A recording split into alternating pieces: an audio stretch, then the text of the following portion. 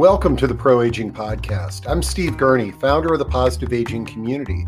We're excited that you can join us for our interactive discussions with pioneers and thought leaders on a wide variety of topics related to aging and longevity. We are able to bring these discussions to you along with copies of the Positive Aging Sourcebook thanks to the support of our Positive Aging Community Champions. Visit proaging.com to connect with them and find hundreds of other resources. Today we have a discussion with Pamela Merkle and Katherine Farache of the Association of Aging with Developmental Disabilities. This amazing organization has the primary objective of bringing the aging and developmental disabilities fields together to create and to best provide practices for people aging with developmental disabilities. There truly needs to be more resources in this area, as was indicated by some of the community members' questions and comments. So let's jump into a wonderful discussion with Pam and Kathy.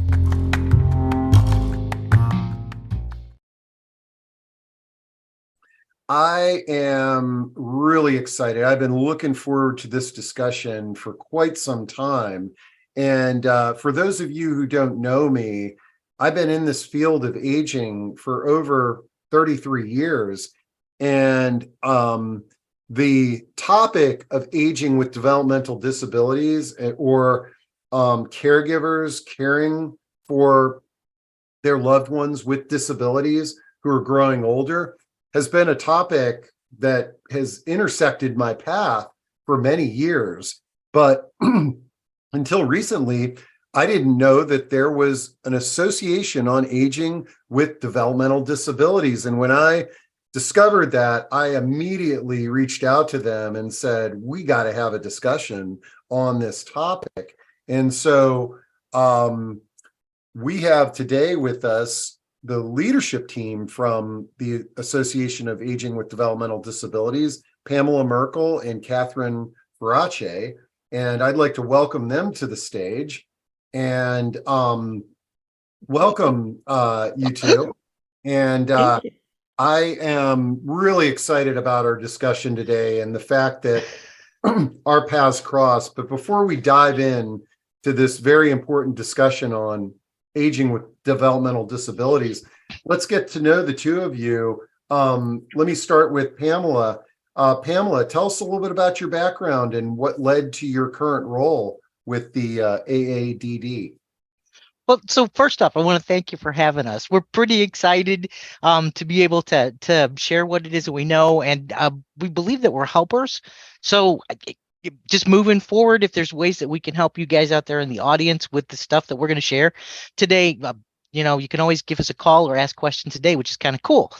So he asked how I ended up in this job. It's weird, right? So I always liked older people. I took a job in a nursing home and was a nurse aide.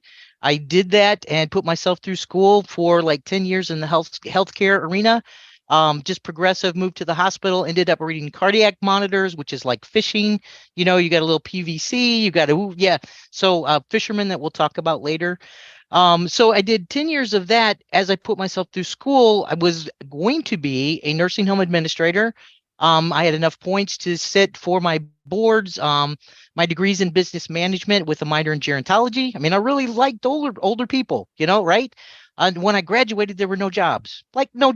And so I moved back to St. Louis from school, and I was sending out, every time I got paid, sending out resumes, and the ones that responded was a group of folks who supported people with developmental disabilities.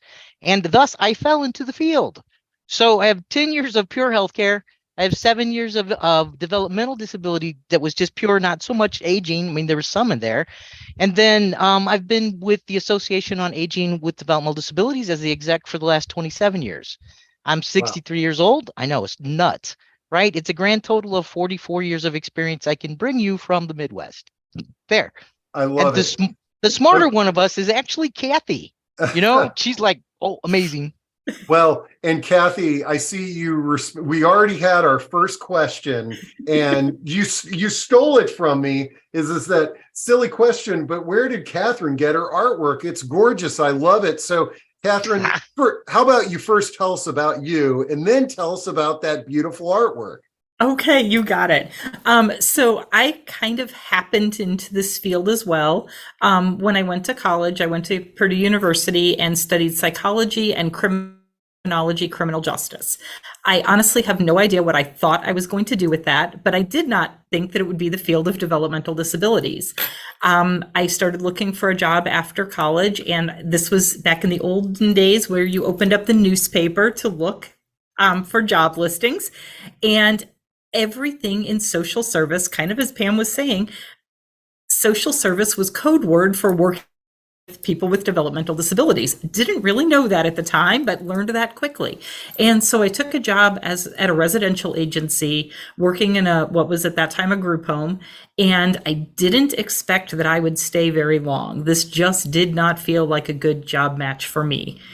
Fast forward 10 years, I was still at the same agency. I had moved up from being a direct support staff to a supervisor to a coordinator to the residential director. And during that time, I recognized that the people who we were serving as a population were getting older and some of their needs were changing. And the agency I was working for really was not equipped for meeting those changing needs. And so I had heard about the Association with Developmental Disabilities in the past. We had connected loosely throughout the course of my career. And 23 years ago, I came to work for AD, and here I still am. Wow, I love it. Okay, so now the big question, tell us about those beautiful paintings there. Sure. So we had an employee who unfortunately has since passed away, but he came to us also accidentally. It's interesting how many people just kind of fall into this field. His wife worked in the field, and she invited him to join him on some of our social events as something that they could just do together. And he immediately fell in love with the population that we serve. He was a commercial artist. He did work for Disney. He internationally known artist who fell in love with people with developmental disabilities. And the picture here on my right is at a local ballroom. And that's actually one of the first places that he went. And he just was enamored with the movement and the personality of the individuals who we served. And so he started painting, trying to just capture the essence of the people who we serve. And we liked his first painting so much that we asked him to do some more paintings. And so the one on my left is what we call a retirement support group, which Pam will talk a lot more about later. But it's a group that gets together for socialization, for friendship, for healthy aging. And they're playing a game of Uno there in that picture. I love it. Okay. You all have some PowerPoints to keep you on track and to keep this dialogue going. And let's make sure that those work. And then what I'm going to do is duck behind the curtain. And as I do that, I just want to remind our audience that you can ask questions frequently and often, or make comments and share your journey that you may be going on or have been on. And then if you all want to take a break from time to time and just check in with me, I'll let you know if there's anything in the queue. But really looking forward to learning more about this and your organization.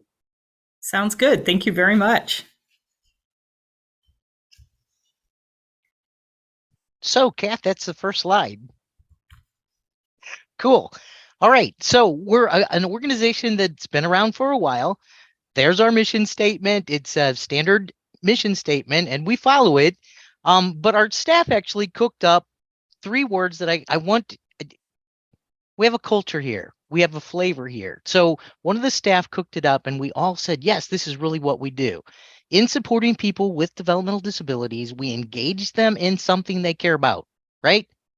And we protect them from harm. We're probably more conservative than a lot of organizations in that people have rights and they can make all kinds of choices, doesn't matter how old they are, but we're not looking at them making decisions that we would support in say pursuing something illegal, right? And we teach. All the staff that I hire here, even though we come from different walks of life, we believe are teachers. So To the next slide, we would go. Oh, actually, here, if you want to talk about who we serve, we'll stay on this one for a moment. Okay, so who we serve. So we've got a niche in the aging population, you guys. So back when I was the original writer and understanding when I took this job, I was the only employee. And then there's a demand, right? Because you're looking at numbers that Kathy's going to hit. So the niche is for people who are over the age of 50. So since I've blown past that, I look at it, I still think it was a good choice just based on premature aging. So folks that are over the age of 50 who wear the label of a developmental disability, and who are interested in living a good, healthy, happy life. So we have other programs that are feeding streams that we're going to talk about a little bit later, and that goes to, as the bulk of what we do is in the community, we're accessing generic senior sites, right? And so I always thought when I was younger that little old people were all sweetness and light, and they were just nice people until maybe they don't feel good, or it looks like it's a competition for goods and services. And you're introducing somebody maybe that with a developmental disability into a generic aging site, and the folks here in the Midwest weren't exposed to folks with developmental disabilities.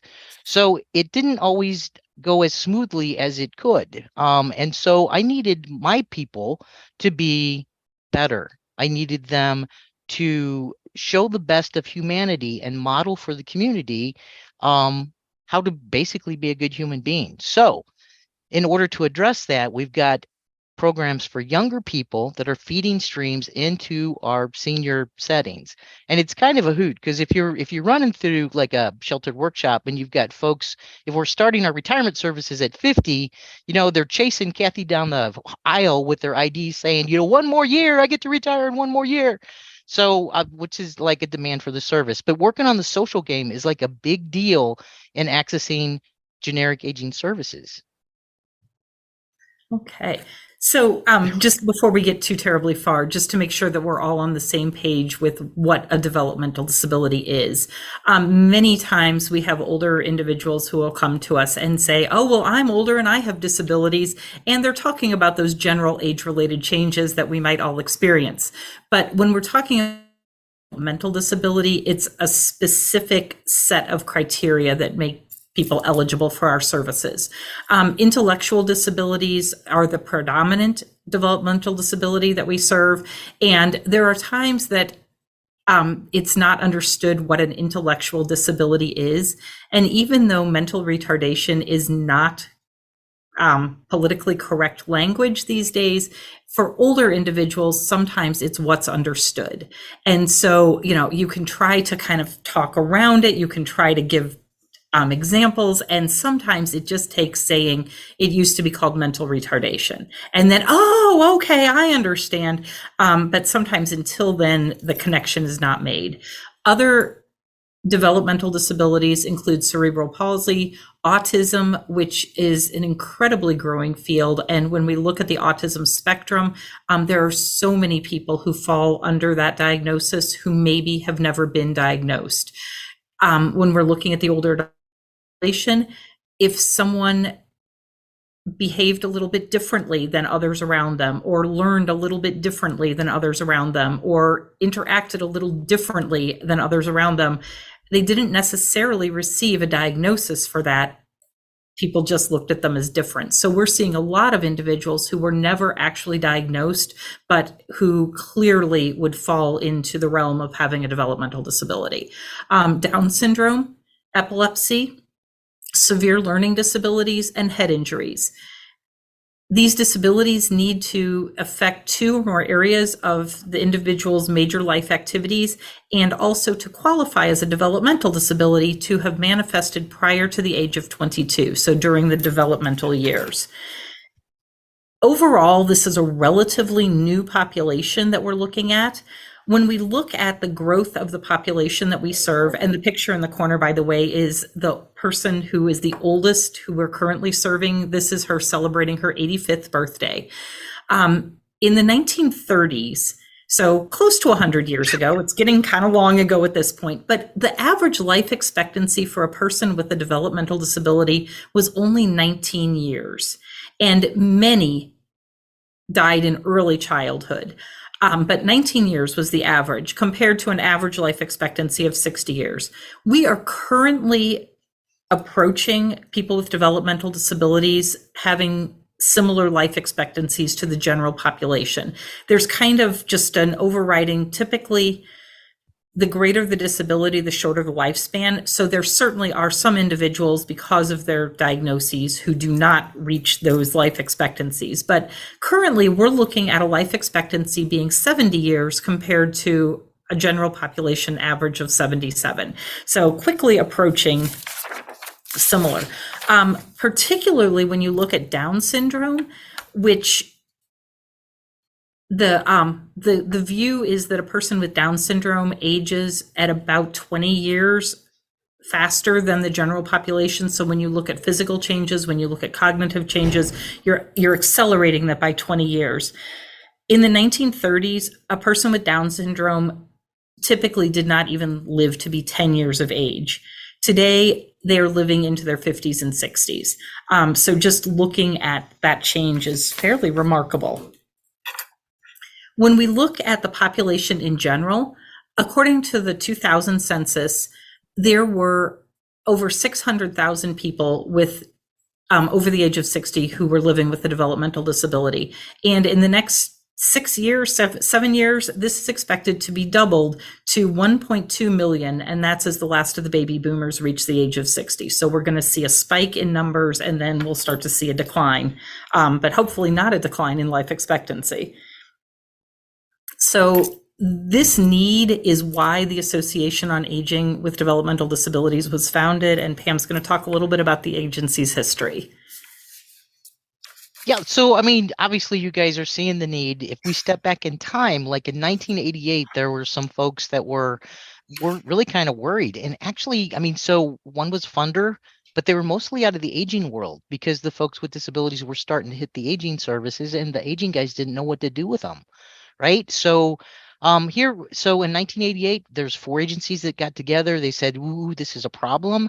If we do projections looking at data and looking at just birth rates, we know that there's a big surge of people who are coming through that are going to have aging issues. In 1989, they became a special interest group and they used to meet. And again, it was predominantly aging providers. In 1994, they incorporated. So since 94, there's been an ongoing development of programs and services. Initially, the organization was designed to be just put on an annual conference.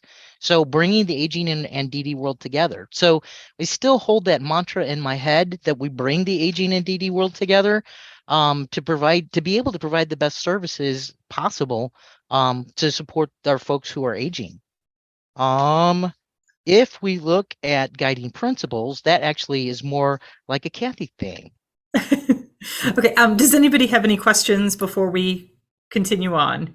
Well, let me jump in here. And number one, this is I love hearing the backstory of how this was created and you came into this. And one of the things that I didn't share with the audience at the beginning is that in the winter, I am a snowboard instructor for people with disabilities, and most of my students are children and adults with developmental disabilities. And, there is the aging of the person with the disability, but we have families that come into our orbit whose adult children are, 50, 60 years old, and they're their primary care, their only caregiver, and they're caring for this person. I think when we talk about the aging of developmental disabilities, we really are talking about the person and the caregiver, correct? Absolutely. Right. And I actually have I have an article that we wrote years ago, but I found the video of it was this heart-wrenching story of a family that was caring for their daughter who had a physical disability, and the strain to do that became physically difficult for mom and dad who were in their 80s, and they wanted to move as a family to an assisted living. Their daughter, who was in her late 40s, early 50s, and the parents that were in their 80s.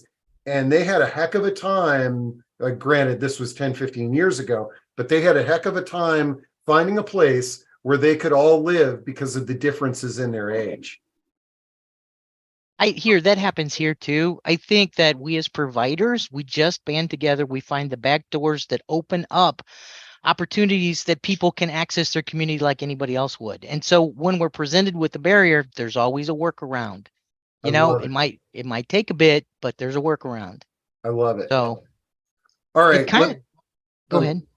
Oh, I was going to say, I'm going to duck behind the curtain because I'm talking too much. No, you're all good. Okay, so Pam had mentioned that engage, protect, and teach is kind of our mantra of who we are and what we do. And we have just a few guiding principles that we use in order to provide that service. The first is it's better to be kind than be right. And this is typically a thought that comes from individuals who are working with people with dementia, because as people may not have the same grasp of day-to-day reality that those around them do, it is frequent for caregivers to want to correct, to make sure that the person is oriented to what is actual. And that is not necessarily the place that that person is most able to be or is most comfortable being. And really that concept extrapolates to all of us. It's better to be kind than be right, because we can be right, but if we're not treating the person with dignity and respect, and if we're not meeting them where they are in whatever it is that they're going through, we're not going to be a trusted support for them. So if we begin with kindness, perhaps we can do some gentle teaching along the way if it's something that really matters. But there are some things that if the person has a different perspective than we do, what harm does that cause? Absolutely none. So that's one of the things that we try to go with always. People are people. I don't know if people on this chat are familiar with the concept of people first language, but in the world of developmental disabilities, the idea of people first is paramount. So we don't work with disabled people. We work with people who have disabilities. And all of us, in our essence, in our core, are just people who deserve to be treated with dignity and respect, who deserve kindness and generosity just because we are, not because of anything that we do, not because of anything that we achieve, but just because we are. We need to meet people where they are. And I know sometimes that sounds very cliche, but it's essential, because if we have an idea for a person and it's not where their line of thinking is, or if it's not something that they're ready for, it's not going to be well received. Whereas if we recognize where the person is coming from and start from their perspective, we're able to make a lot better difference and provide a lot better support. And then finally, we're more alike than different. This particularly takes place when we look at age-related changes. There are so many things that we can go through as we're aging that the first thought is often, oh, well, this person has a developmental disability. Well, that is true, but the developmental disability doesn't necessarily have an impact on the essence of who the person is. Physically, our bodies are all human bodies. Yes, there are some variations, but there are variations across the general population as well. So just these are things that we try to keep in mind as we're providing supports on a daily basis. Pam? Oh, cool. So she hit a lot about respect, and I think there's a mutual respect. I know that there's some organizations here that maybe they put folks with disabilities on a pedestal, and maybe there's the organizations that look down on them. We really do, and everything that we do go side by side. So I believe that everybody's got a little something, something. Most of us know how to hide our stuff. And so we teach people maybe to hide their stuff. So going through something side by side and in teaching strategies of folks, because I mean, we're believing we're teachers, really is doing the same task at the same time. So we're not doing any kind of power, pulling power on people, because we really are just the same, going out and experiencing living the same as everybody else in what retirement looks like. So it's just a little more taste of culture. I need all my staff in supporting my people, to go out and make a story, so that folks have something to talk about whenever they come back in. That one's pretty important. And I've been talking a lot lately about the healthy recipe for aging. And you would think that that's a big surprise, but it's really not, because it's up on your screen. And it's the same thing that they've said to us forever and ever. If we're going to live into healthy aging, then these are the things that we need to practice. So in supporting folks here at the Association on Aging with Developmental Disabilities, people do this every day. So it's looking at good health. It's, if there's a health issue, it's always rule out medical. If there's a behavioral change, or there's a mood change, or there's a physical change, it's rule out medical first, because it's what happens to all of us as we age. Looking at better nutrition, we all suck at this. We would really like pizza instead of, broccoli and, meat that's about this size. But we teach it and we work on it. We practice it. Exercise. So exercise is a big thing. I've got a whole group that are a bunch of dancers. We learned that when we talk about exercise, they don't want to do it, right? And so for you that are athletes out there that are listening, and good for you, that's a really good thing. My guys evidently don't, the bulk of them don't want to be athletes. And so when you say exercise, they're like, no, we're not doing it. But if you say, ooh, let's take a walk here, or let's go dancing here, or anything to keep our bodies moving, exercise is a big deal. But before COVID, and again, I mean, we're practicing this. Before COVID, we worked a lot on balance training. So can you stand on one foot without falling over? And obviously there'd be staff around or things that people could grab onto. But in teaching balance training, then they become an anti-fall risk. And we all know as we age, then when you look at falling as an older person, it's a bad deal. We look at safety, is what you're doing safe. Cognitive stimulation therapy, use your brain so it doesn't turn to mush. And that's for all of us. We do that in a variety of ways, whether it's playing cards, whether it's doing reminiscence and taking a look at, like, what was your grandma's name? Well, grandma. Okay, so no, we need to dig a little deeper on who grandma was, and look at your history. Look at a comparison of everybody's toothpaste in the morning was really, really fun, because it actually put a little bit of pressure on people who weren't brushing their teeth.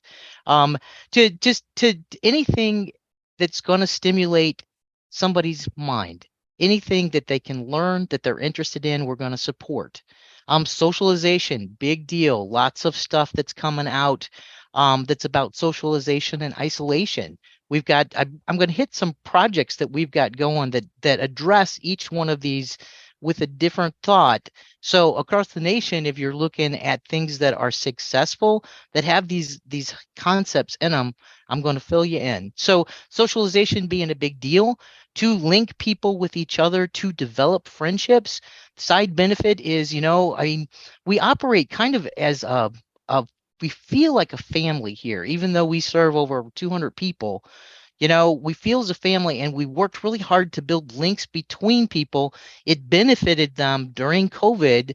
And they tell on each other, so if Mary fell down the steps, we get a call from 5 people that said Mary fell down the steps. Where if Mary's not connected with any kind of socialization around her, Mary's probably going to lay at the bottom of her steps, and that prognosis is not good. So to link people is a big deal. Identity, boy, that was another piece. When we look at retirement, okay, then we should be looking at something. You are going to retire to something, and it shouldn't be your couch, right?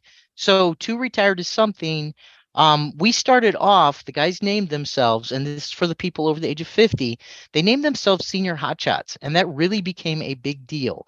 Understanding that we have both individual and group kinds of things that are going for our older guys, but the senior hotshots became a mantra.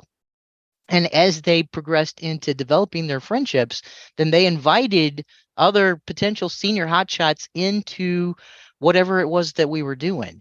And then from there, if they didn't work it out, they would kind of put some peer pressure on them to up their game so that we could be wanted and expected and needed in the community, which is the area that we operate. The pictures up here are again a gang of friends. We get free tickets to the Cardinals game, so that's us. Kind of fun. The one where you got a ball being pitched around is part of an exercise group during COVID.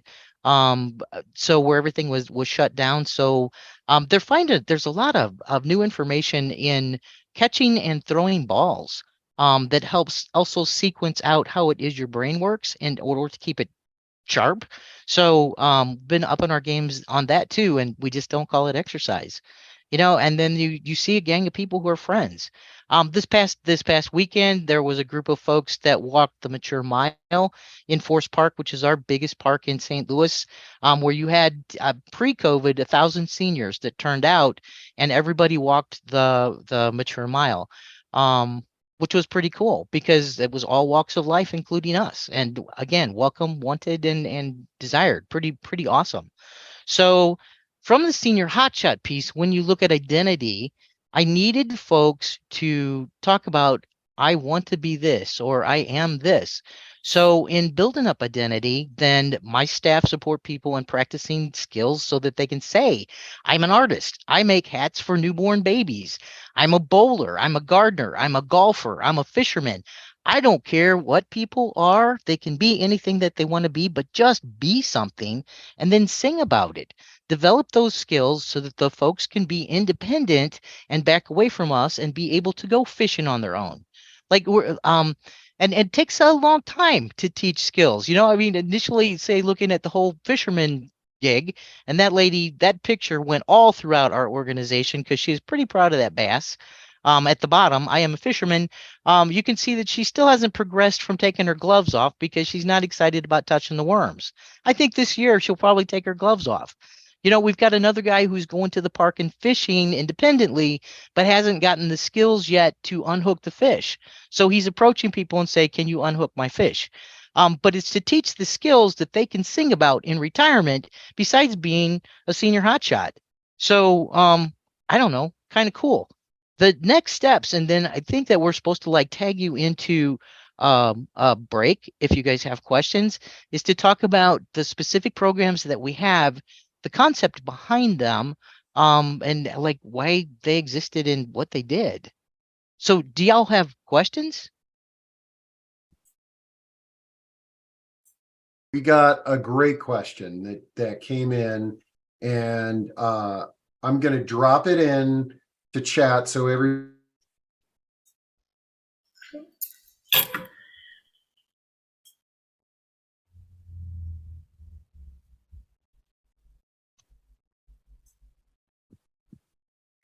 Steve, I think we lost you. Whoops, sorry. Oh, here I am. Okay, sorry about that. Okay, so we have a really good personal question here. It's written in anonymously, but I think it could stimulate some discussion and help with the rest of your slide deck there too. My sister is 45, has CP, cerebral palsy, developmental disability, and a lot of emotional and mental health issues. She lives alone, loves it, fiercely independent. She needs a lot of support, basically lives the life of an average 85-year-old senior. She has 2 to 3 medical appointments weekly. I'm frustrated because she doesn't qualify for services that she needs because she's not old enough, such as Meals on Wheels and assisted living. She likely will never live long enough to get those services. The current program she lives in is wonderful, and where she lives, where she wishes to age in place, the provider is adamant that their program is for independent people with intellectual and developmental disabilities. So we have to find a new place, and she isn't old enough for assisted living. The whole situation is frustrating and exhausting.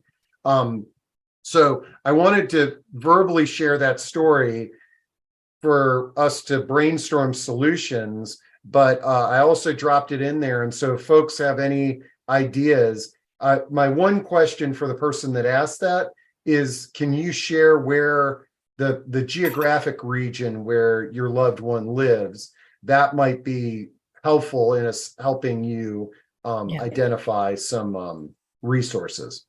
But any thoughts on that one? So in the St. Louis area in Missouri, our area agencies on aging provide services not only for people who are over the age of 60, but also younger individuals who have developmental disabilities. So like the Meals on Wheels program, those would be accessible for a younger person with a disability here. That is not necessarily the case everywhere, but I agree, if we could get some information on what area this family is in, we might be able to help with some resources. Great. Oh, and it's she's in Northern Virginia. Okay, so we can I tell you what, folks, drop in any ideas that you've got in chat, but also feel free to email me off the invite that you got for this event, and I'll work to help make some connections there. A lot of people are talking about, has she applied for long-term care Medicaid? And actually there are some very interesting Medicaid programs in Northern Virginia that are not necessarily age restrictive. So that could be another thing. Another question that came in, but I don't want the dialogue to stop on this one case study that we're trying to help this person. But somebody asked, do you have training for other organizations? And that popped into my mind as well, too, because you were talking about specific programs there in the Missouri area. What if somebody wants to do some things like this? Do you provide support in other parts of the country? So we'd help you. What we've built works, and we're blessed that we have funding that helps us provide support for our older guys. The models are pretty solid, and I don't know, they're based on good common sense and what the people want. So it really is about connecting with us. I have no problem in sharing, what works and what doesn't. Excellent. Just sidebarring it, because you posed the problem, and then I got to go there. So the lady who's living in her apartment, and she's just absolutely happy as she can be. So yes, you're going to track down money to figure out how it is that you're going to be able to pay for the supports that she needs in order to be independent. But look at us too. So look at the potential of college students in the area that are looking for a roommate. So sometimes the addition of a roommate is about handy as a pocket on a shirt in order to be independent, unless they're a slug, and then that's a bad deal. But also you can reverse it up for like new widows, or like perhaps they also need the income, or a roommate, they're also kind of hesitant. But looking at roommate matches that make it so that both people can still remain independent but share resources. And I don't know, that's kind of the way I think. You're presented with something and then you go on a hunt. So that being said, we could go and talk about these programs if you want. What do you think? Absolutely. We will jump back into this. And again, folks, just use chat to provide. And also Marlene said in Q&A, Centers for Independent Living. Okay, I'm going to drop this into chat too. Okay. All right. But yeah, jump back on there, Pamela and Katherine. All right. So check it out. So here, this is one of my favorite pictures that we ever shot. This is my friend fishing at a $1 million resort. First time he had probably ever been on vacation, and he is just a chilling fisherman. That being said, it goes to that identity, because if you would ask him who he is, he would have said, "Oh, I'm a senior hotshot," which was kind of cool. But he also was a fisherman. So, that being said, so this particular man actually accessed the first thing that's up on the screen, that called a retirement support group. So initially, when I became the exec of this organization, I'm telling you that it was a It was about having our annual conference, right? So it was at the very, very beginning. But the funders that were funding it said, oh, no, we only want to provide direct service. So that being said, I had to go into scramble, right? So Retirement Support Group was a group of people that met at an area senior center. It revolved around a hot meal. The object of the game, the first piece I wrote, was really about kind of mainstreaming them in there and trying to open up relationships between the people that supposedly didn't have disabilities and my guys, right? It was a major fail. They would not they would not talk to each other. You always have like the little helper lady in the senior center who like opens up their arms to other people. But my guys actually chose to develop friendships amongst themselves. And when I took a look at that, it really goes to your friends with who it is that you grew up with or who it is that you have a common interest in.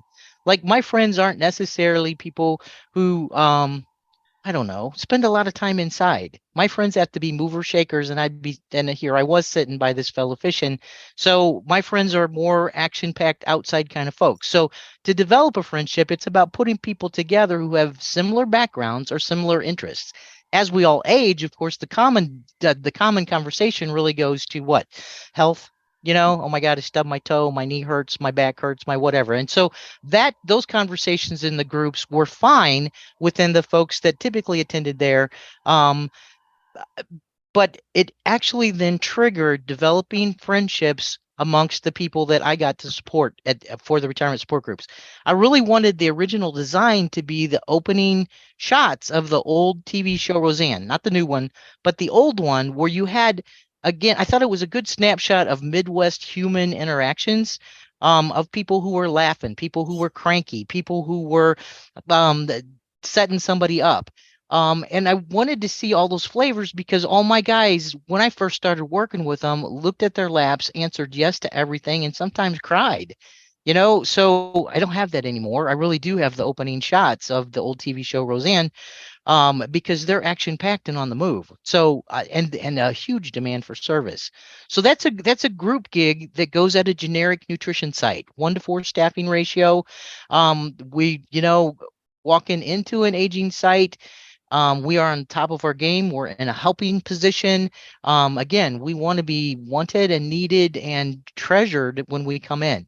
So, and we're usually more active than what the other seniors are doing, and it's been kind of cool because over the years, then the other seniors have navigated to whatever it is that we're doing. So, winner, chicken dinner, right there. Also written was a one-on-one support. If you're going to teach somebody retire, what does that look like?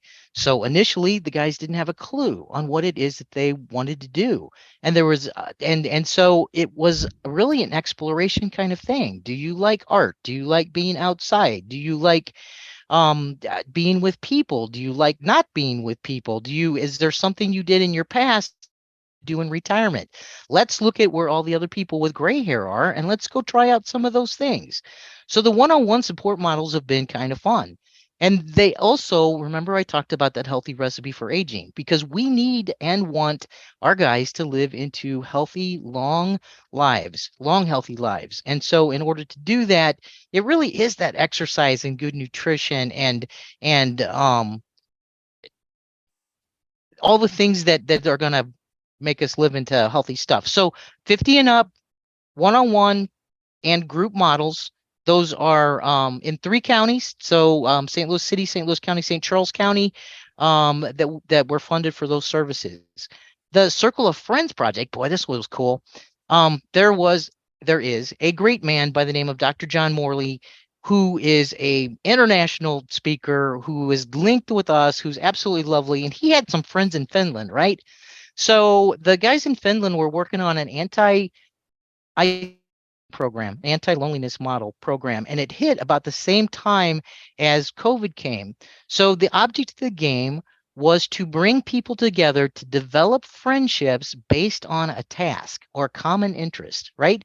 And so it could be an art gig, it could be a music gig, but the people had a common interest, and they put their heads together and they worked together so that they would have something to talk about, and then the groups would part and friendships would be built, because we know that it's just hard to have friends, right? So Circle of Friends project, we were one of 3 in the nation that did this project. It was linked with St. Louis University. What else can I tell you about it? We were the only group that did it with people with developmental disabilities. It was a crazy success. It still continues, and it just actually got expanded now to include families. Because when you look at the whole family gig, they're also, just lonesome. The primary responsibility is still in supporting their child through the aging process. They're aging. And so how is it that we bring people so that we can be stronger as a society in order to help each other out? So that one spins off. I'm supposed to sign the contract, but I can't find cyber insurance right now. That being said, but that one kicks off. So kind of cool. The We Care thing, periodically I get these things in my head, and then it's just like, oh, if we could find funding for this would be pretty awesome. So We Care is actually about, when you look at, if I believe that everybody can do something and we do it well, and Kathy says, ooh, greater the life, the greater the disability, the shorter the lifespan, the guys that are rolling into the older ages, they gotta have skills, right? And those skills should be respected. And if they're still living with mom or dad, then they're some caregiving. Where you guys are aging together, you're doing reverse caregiving, help each other out. But I can't begin to tell you the number of people that we've had in like our feeding stream programs. And so those are for the younger ones. In our older programs, the guys are like, we want to help. Their eyes are really big. What am I supposed to do to help mom get to the bathroom or get food or get meds or whatever? And so we wrote a grant. It was funded last year, and it's in the process of curriculum development for people with developmental disabilities to provide supports for their aging moms and dads, or the people that they love who are a bit older than them. Both the Circle of Friends, a Circle of Friends is supposed to be published. The curriculum for the We Care is supposed to be published. Kind of cool. Modified Case Management, again, an amazing funder. When you look at case management services right now, that's almost like nursing service, right? You get paid to document, but when you look at the real supports that people with disabilities need, then it really is about being able to take somebody by the hand through surviving cancer, like take them by the hand and walk them through it, and not so much like documentation. So we were awarded a grant for that, which is like doing some of the harder things.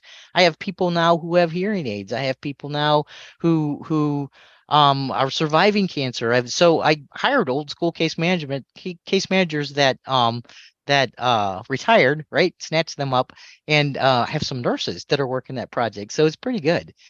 So futures planning and end of life planning, again, people should have a choice in how it is that they're going to die, what their funeral's going to look like, what their end game looks like. And so to be able to educate them about the array of ways that end plan looks like is something that we also did that was successful. And sometimes just bringing so your family's going to step in whether you wrote something or not, and they're going to hopefully abide by what you decided, but they may not. But if you can get it down on paper, then that's handy. And it's really about, what flowers do you want? What music do you want? I had a lady that says, the only thing I have of value is my dad's veteran flag. I want this to go to Mary Lou, and my rabbit coat. I want this to go. And so to distribute out things that you care about to people that you care about. So the future end of life, end of game planning, kind of cool. Geriatric assessment was, man, if I were you guys and could find out how to steal this one, I absolutely would. We linked up with a bunch of medical doctors who worked in gerontology, geriatric doctors, right? And so again, led by the one medical doctor who says, okay, all you other docs, we're going to meet with the people of AD. It's a one-on-one support model. The staff are going to support the client in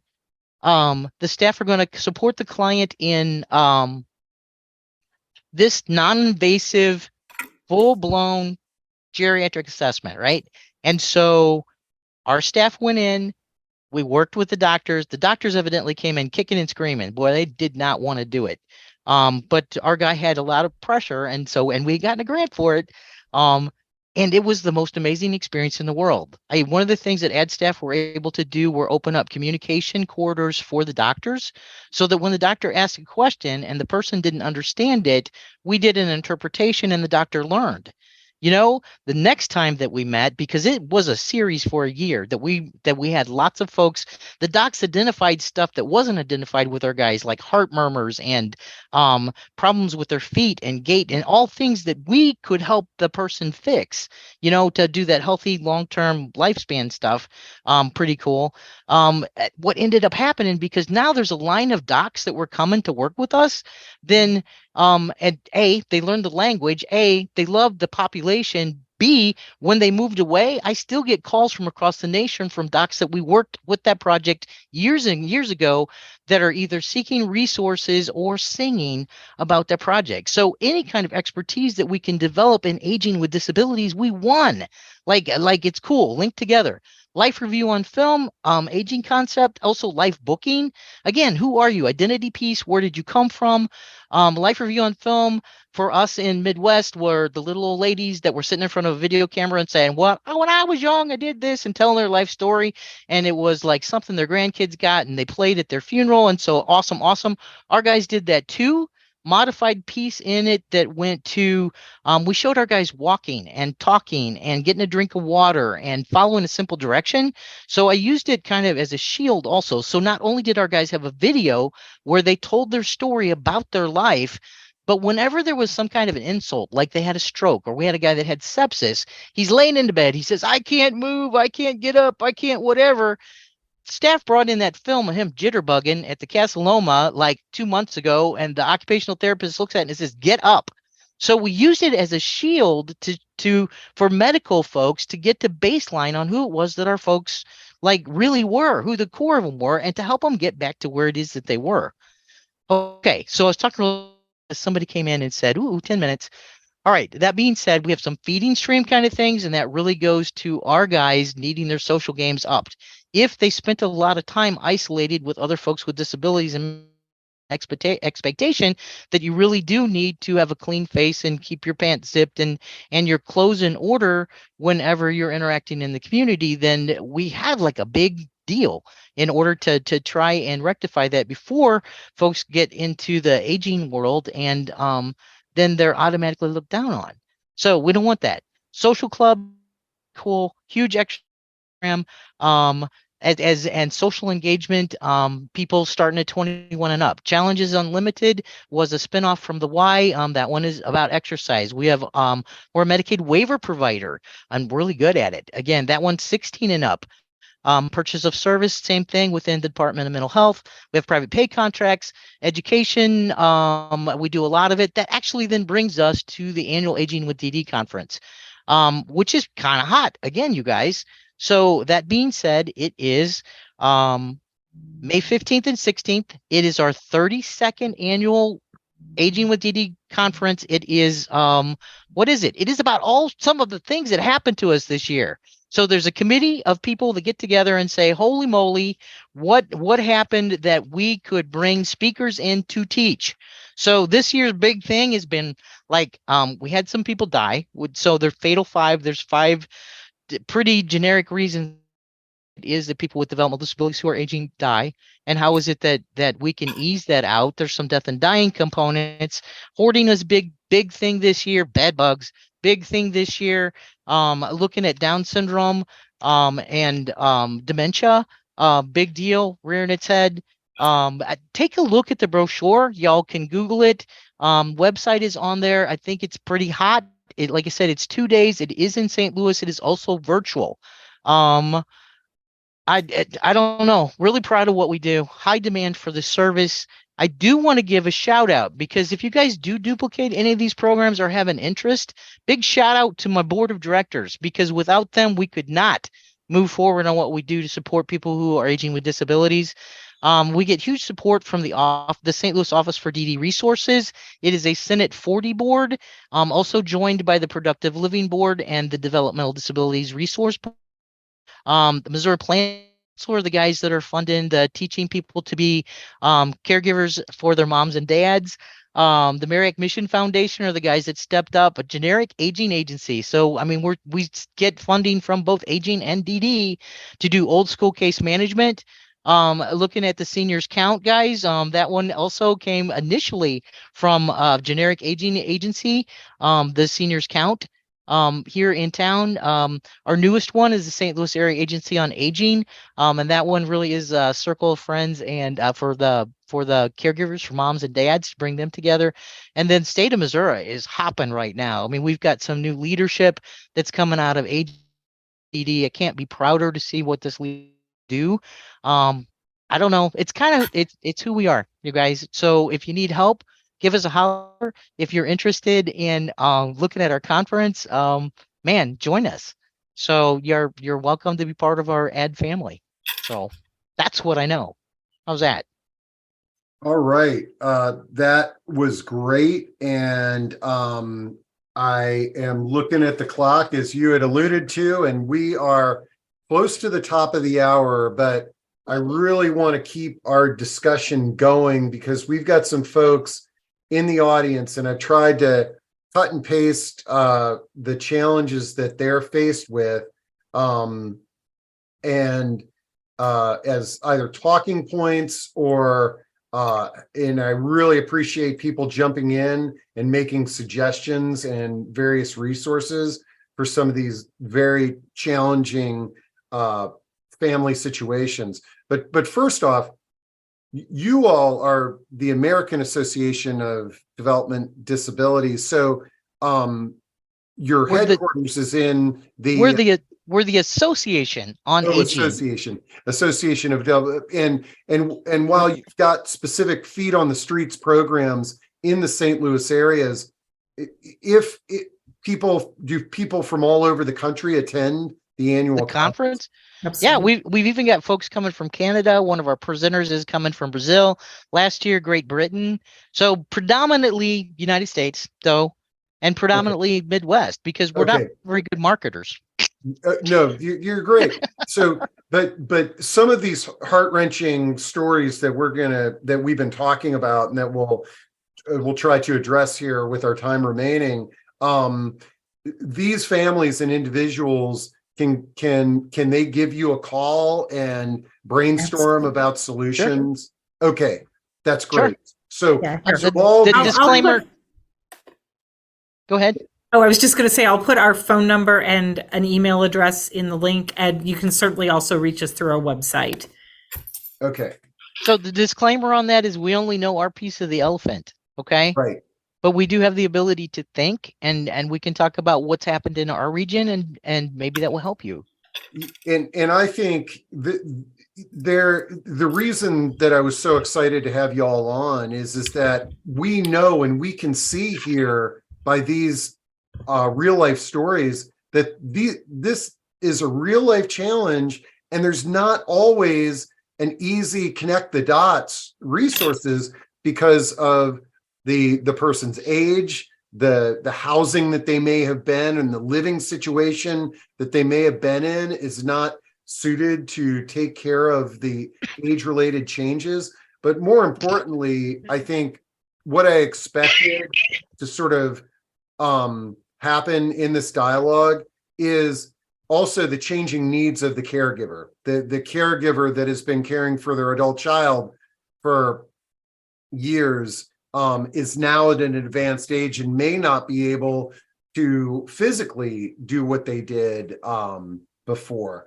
So let's jump into a few of these the best that we can. But for everybody who's on the call, if by all means reach out to the team, reach out to me, and we will trust your anonymity as well. But Eileen says, my 48-year-old son has Asperger's syndrome, is fairly functional, lives in my basement, works full-time, and he drives and has friends from a band who socializes with on the weekend. He hoards electronics, so my basement is almost uninhabitable. He has 2 storage rooms, which I pay for. He has $50K in credit card debt. I started bankrupting proceedings. And didn't you mention that hoarding is a topic for the annual conference? Yeah. Dr. Max Zubinski, he's hot. I mean, he's just good. And then continuing with this story, I'm 78 years old. I care for my 96-year-old mother with dementia in a nursing home. I'm running out of savings. I will need to sell my house I worry about my son's future after I'm gone. My lawyer says I won't succeed getting a conservancy for him. My daughter will care for him only if they have a conservancy. They think I enable him. I'm in Northern Virginia. And number one, thank you for sharing that, because by sharing that story, we might be able to help you. Okay. And I would recommend calling Katherine and Pam, again, just to brainstorm different solutions. Contact the Area Agency on Aging in Northern Virginia, and we can drop that in, because some of the things that you're bringing up is pertinent to that. But any suggestions for this very dynamic family challenge? So case manager is the key. You know, we're trying to position him for a Medicaid or Medicaid waiver slot. And that usually does mean that he has to not have resources. And it's the same as I've got an 87-year-old mom that lives with me. When we go to the next steps, she can't have any resources and doesn't have enough money to carry her through. And so we're all faced with it, whether it's a generic aging person or a person with a disability. Case manager through whatever department of mental health that mama has through the state, link with them, you know, and see what the options are, what funding options are. Okay. It's all about money, you know, what's it cost to provide care? Mm-hmm. Well, and it sounds like, Mom, that and I've got, if you send me an email, I've got a few connections for Virginia Medicaid. There's some agencies out there that can help you with that, but it may be that both of you can qualify for Medicaid as well and get supportive services. Yep. Okay. Let's see. Okay. Mark says, thank you for this important work. It's inspiring. As you point out, You're welcome. social isolation is a real challenge for adults with developmental disability you serve. And we know it's a chronic issue for many non-disabled adults. We've got to come up with new non-segregated housing solutions that facilitate social connections amongst people of different ages and abilities. There's a bleak future ahead of us if we don't. And amen, Mark. I couldn't agree with you more. Is that any housing that segregates, and right now the only legally segregated housing is segregates against young people. Okay, and we've got to change that. And the connection between older adults and people with disabilities, and the purpose that can be created to help take care of your neighbors. I mean, it's a marriage made in heaven if somebody can get creative and make it happen. So in the St. Louis area, we are still building retirement communities and assisted living facilities at a huge rate. And I don't know who's going to be living in these buildings. You know, once the baby boomers have passed through, we're going to have a lot of buildings with a lot of capacity and nobody to reside there. And I am advocating now to start to consider mixed use, where maybe some of those apartments could be designated for people with developmental disabilities or younger individuals or college students or something, just looking toward the future of how we can integrate those communities so that everybody gets the support they need. Great. Okay, well, I tell you what, the let's see, let me read Anne's here. Anne says, I was a hospice social worker, and 1 year I had 3 Down syndrome patients. I ran into situations with caregivers who had been with the patients for years and having a hard time with the dying process. I did a lot of teaching, hand-holding, sharing, and love. And great work that you're doing there. And, you know, there's no easy answer to any of this stuff. Not every discussion we have, there's no easy answer.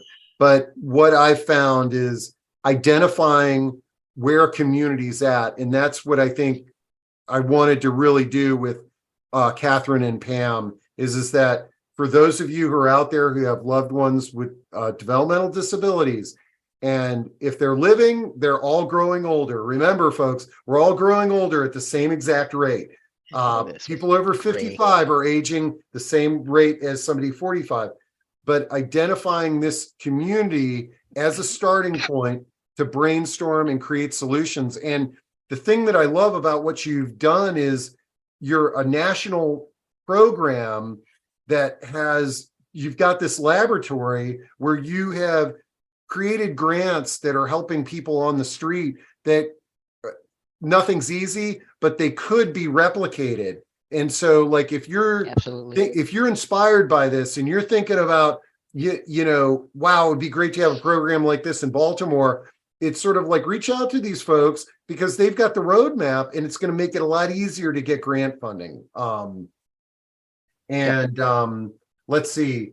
Susan says there are superb residential organizations in the DC area, RCM and ILS to name a few, for those differently abled. Waiver and ICF, check them out. I'll drop that into chat as well. Thank you, Susan. And holy cow, what did I say before we got on, Pam and Catherine? I was like, oh, don't worry, we won't go. This will go quick. Yeah. Yeah, this will be quick. Yeah, it shows how much I know. It sounds like we're going to have to do a follow-up to this. I'll make sure to add a link to the conference in the recording and the podcast. And any final closing statements or anything that you didn't share that you wanted folks to know? Just come if you can. Come to the conference if you can. It's an amazing group of people. They're all hungry and worried. Otherwise, they wouldn't show up, you know? So yeah. And if you have something interesting for a topic next year, something hot, again, it's based on what's happened to us as a direct care provider in the community is what it is that you see there. But come and we'll help you if we can. Okay. I love it. Thank you so much to you, and thank you to our audience for your participation, and especially thanks to those who shared those personal stories. I wish I had a magic wand, but the best magic wand I have for you today is Katherine and Pamela. It's like, use some of these ideas and the other attendees, their suggestions. So use that as a starting point and reach out to us, and hopefully as a community, we can all help each other. Thank you.